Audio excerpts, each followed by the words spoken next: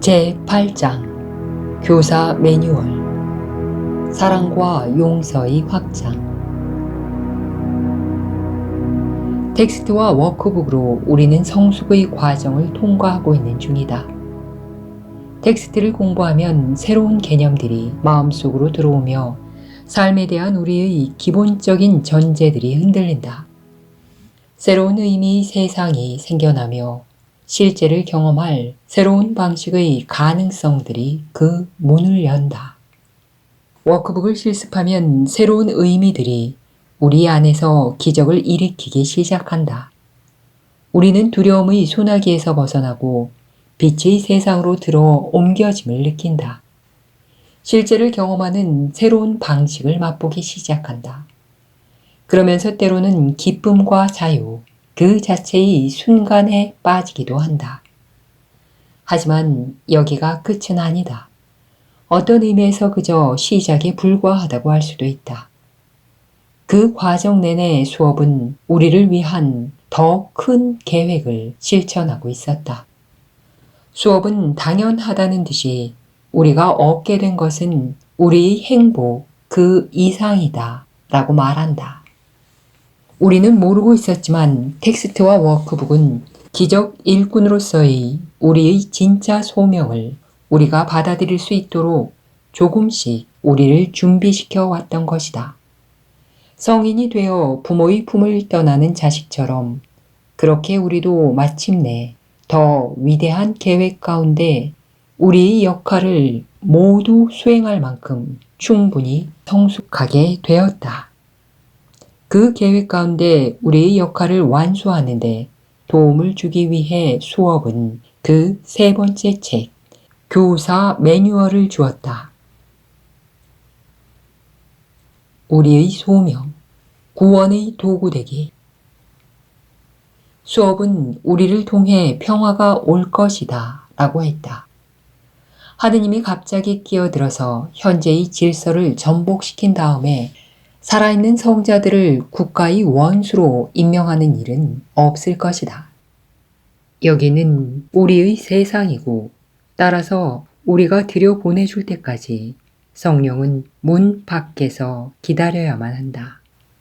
성령은 마음속에 성령의 빛을 허락하는 개인들을 통해서만 일할 수 있다. 그 개인들이 이 세상에서 성령의 손과 발이 된다.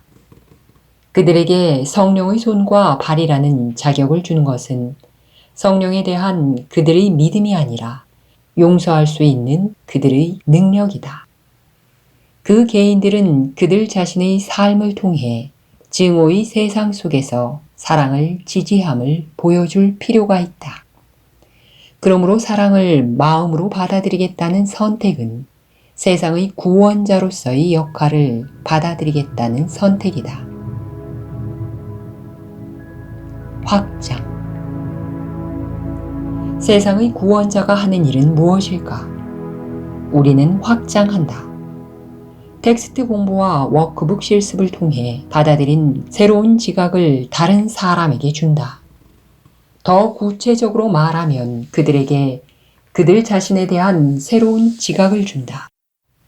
우리는 그들을 하느님의 영광과 함께 빛나는 하느님의 거룩한 아들로 본다. 성령만이 다른 사람들이 그의 거룩함에 대한 뉴스를 들을 수 있는 가장 이상적인 형태가 무엇인지 안다. 오직 성령만이 우리가 그 뉴스를 가장 잘 줄 수 있는 형태를 알고 있다. 그러므로 성령은 우리 각자를 위해 특별한 기능을 설계한다. 기적을 확장하는 일에서 우리가 가장 잘할 수 있는 일이 곧 우리의 특별한 기능이다. 우리 모두는 전체 계획 속에서 우리만의 특별한 부분을 할당받았고 성령과의 끈을 놓치지 않는다면 성령이 그것을 우리에게 드러내줄 것이다. 우리 자신의 성장에 있어서 최종 단계. 수업은 모든 사람의 구원을 위해 우리의 삶을 바치는 것이 우리가 구원될 길이라고 계속 말한다. 어떻게 그럴 수 있을까? 수업에 따르면 우리 고통의 진정한 숨은 원인은 죄책감이다. 깊이 내려가 보면 우리는 어쩌다 이기적인 창조물이 되어버린 자신을 혐오한다. 이 죄책감이 우리의 우울증과 낮은 자존감의 궁극적 원인이고 우리가 경험하는 모든 재난, 즉 죄에 대한 처벌로 우리가 꿈속의 삶에 집어넣은 것의 숨은 원인이고 심지어 하느님으로부터 떨어져 나온 존재로서 우리가 경험하는 모든 것의 원인이다. 오직 거룩한 사람만이 하느님과 함께 할 자격이 있음은 모두가 아는 사실이다. 수업에 따르면 죄책감을 떨쳐내고 자신이 거룩한 존재임을 온전히 깨닫기 위해서는 한 가지 방법밖에 없다. 즉, 당신이 에고가 아님을 증명하기 위해 살아가는 것이다. 도움을 구하는 사람을 돕는 것보다 더 거룩한 일은 세상에 없다. 그 일이 아무리 제한적이라도, 아무리 진실성을 결여했다고 해도 그런 시도 속에서 두 사람은 하느님과 매우 가깝게 된다. 계속 사랑을 주다 보면 마침내 우리는 사랑으로서의 우리의 본성을 깨닫게 된다는 말이다. 수업은 그것을 다음과 같이 아름답게 표현했다. 오직 사랑만을 가르쳐라. 그럼으로써 사랑이 너희 것이며 또한 내가 바로 사랑임을 배워라. 교사 매뉴얼. 하느님의 교사들은 이 길에서 앞서간 덕분에 확장 기능을 시작할 준비가 된 사람들이다. 그들은 이를테면 학교의 교사들보다는 훨씬 더 깊은 의미의 교사들이다. 그들은 실제를 볼 새로운 방식을 사람들에게 가르치는데 기본적으로 사랑과 용서의 확장을 통해 그런 일을 한다. 다른 말로 가르침은 여기서 확장과 동의어가 된다. 하느님의 교사들은 확장자들이다. 하느님의 교사로서의 역할이란 무엇인지, 그 역할을 어떻게 수행할 수 있는지, 그런 역할을 수행할 때 일어나는 문제는 어떻게 다루어야 하는지, 그 이외에 그 새로운 여정 위에 놓여있는 다양한 문제들을 어떻게 다루어야 하는지 말해준다. 하느님의 교사가 되었으니 살아가는 형태를 극적으로 바꿔야 하나? 하느님의 교사로서 삶에서 내리는 결정들은 어떻게 다른가? 하느님의 교사는 하루를 어떻게 보내야 하나? 워크북을 끝낸 다음에는 어떻게 실습해야 하나? 제자가 배움에 저항할 때는 어떻게 다루어야 하나? 가르침과 치유에서 언어를 사용해야 하나 말아야 하나? 사용해야 한다면 어떻게 사용해야 하나? 예수의 도움을 요청함으로써 교사로서의 한계를 극복하는 법. 학생들에게 환생 같은 주제들을 수업에 기반해서 설명하는 법. 수행의 진전함에 따라 일어날 수 있는 초자연적인 능력을 다루는 법. 하느님에 대한 직접적인 경험을 추구하는 것을 어떻게 보아야 하나? 우리의 특별한 기능. 우리만의 특별한 기능이란 곧 용서와 치유를 확장할 우리만의 특별한 방식이다. 우리가 맡은 기능의 내용은 모두 정확하게 같다. 우리는 다른 사람들에게 하느님의 아들로서 그들이 죄 없이 깨끗하다는 비전을 확장한다. 하지만 그런 기능을 수행해가는 형태는 각자 다 다르다. 우리 각자가 처한 특정 문화와 인생의 상황은 물론 각자가 갖고 있는 독특한 강점들에 맞게 맞춤 제작된 기능들이기 때문이다. 실제로 특별한 기능을 수행하기 시작하는 때는 하나의 긴 여정의 끝을 의미하지만 한편으로는 또 다른 여정의 시작을 의미하기도 한다. 이 시점에서조차 우리는 우리의 긴 여정에서 여전히 상대적으로 미성숙한 지점에 서 있기 때문이다. 우리는 여전히 그 모든 인간적인 약점들을 갖고 불안해하며 그런 점들이 우리의 특별한 기능 수행에도 곧장 영향을 미친다. 하지만 특별한 기능을 아무리 불완전하게 수행한다고 해도 빛이 우리의 삶에 들어왔고 우리가 그 빛의 일에 착수했음을 아는 데서 오는 깊은 만족감은 늘 항상 거기에 있을 것이다. 여전히 걱정하고 의심하겠지만 우리가 유용한 목적에 부합한 더 큰 계획 속에서 우리의 역할을 담당하고 있음을 알며 그것이 다른 어떤 것으로부터도 느낄 수 없는 삶의 의미를 느끼게 해준다. 그것이 우리로 하여금 살게 해줄 것이다. 나의 예. 예를 들어 21살이 되던 생일날에 나는 나의 걸작이 될 두꺼운 책에 대해 계획하며 상당한 시간을 보냈다. 같은 날 늦은 시간에 나는 생일 선물로 기적 수업을 받았다. 그리고 기적 수업을 선물 받은 지 10년이 되던 해 나는 마침내 항복했다. 수업의 저자가 나보다 혹은 내가 아는 그 누구보다도 비교도 할 수 없게 더 나은 사상가임을 깨달았던 것이다.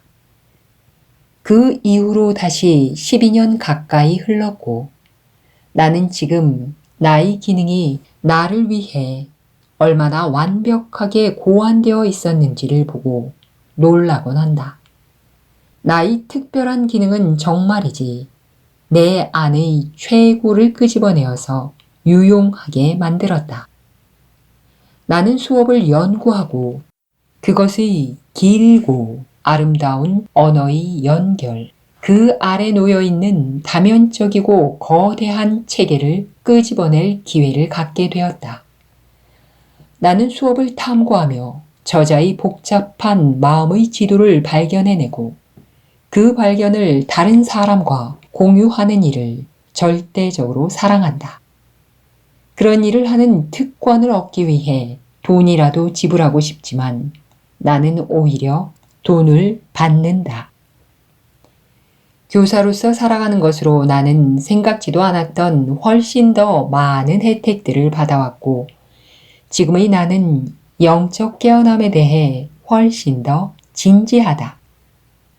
전체적으로 나는 나의 특별한 기능에 대한 선택이 나에게 달려있지 않았던 것에 대해 성령에 의해 상황이 그렇게 흘러간 것에 대해 깊이 감사한다. 제자를 가르치는 교사.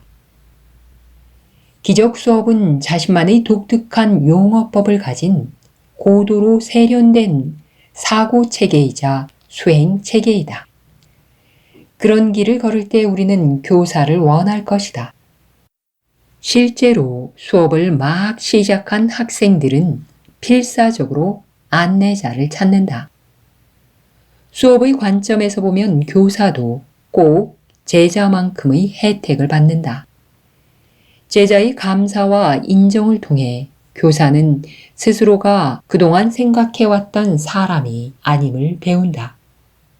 그는 하느님의 거룩한 아들이다. 1. 개념을 가르치는 교사. 2. 프로그램 안내. 3. 믿음 닥터. 4. 용서하는 자. 5. 모범. 6. 거룩한 관계 속의 파트너. 환자의 치유자로서의 교사. 진짜 치유를 하는 것은 환자를 이미 용서받았고 죄 없고 치유되었고 그래서 온전한 존재로 보는 그 치유자의 비전일 뿐이다. 사실 그녀의 치유 능력은 기능 장애를 보이는 몸과 부정응 상태를 보이는 마음 너머에 있는 환자의 참 모습을 얼마나 잘 볼 수 있느냐에 달려있다. 그녀는 환자의 몸과 마음을 간과하며 그의 참모습이 내뿜는 거룩한 빛을 겸허하게 응시한다. 그녀는 황홀하게 그 빛을 보며 바꿀 것도 용서할 것도 없고 치유를 필요로 하는 것이 아무것도 있을 수 없음을 본다. 그리고 아무것도 그녀와 분리되어 있지 않음도 본다. 그녀는 그 환자만의 특별한 빛이 아니라 모든 이가 그 안에 머무는 무한한 빛을 보기 때문이다.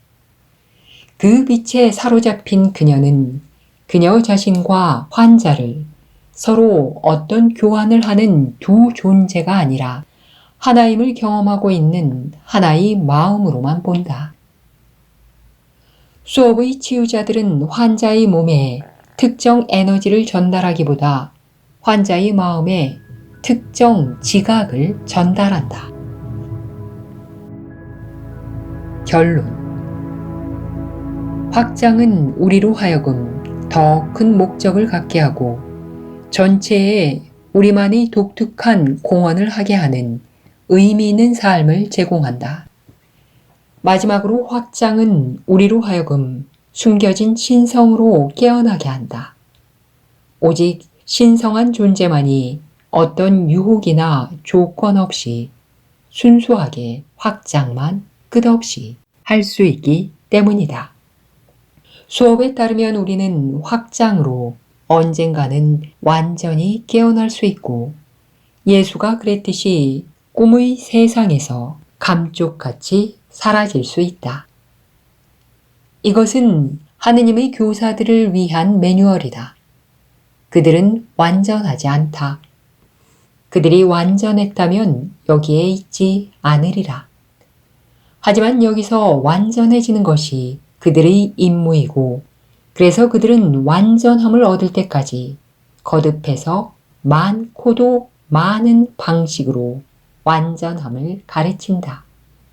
그리고 그렇게 완전함을 얻을 때 그들은 더 이상 보이지 않겠지만 그들의 생각과 힘은 진리의 원천으로 영원히 남을 것이다.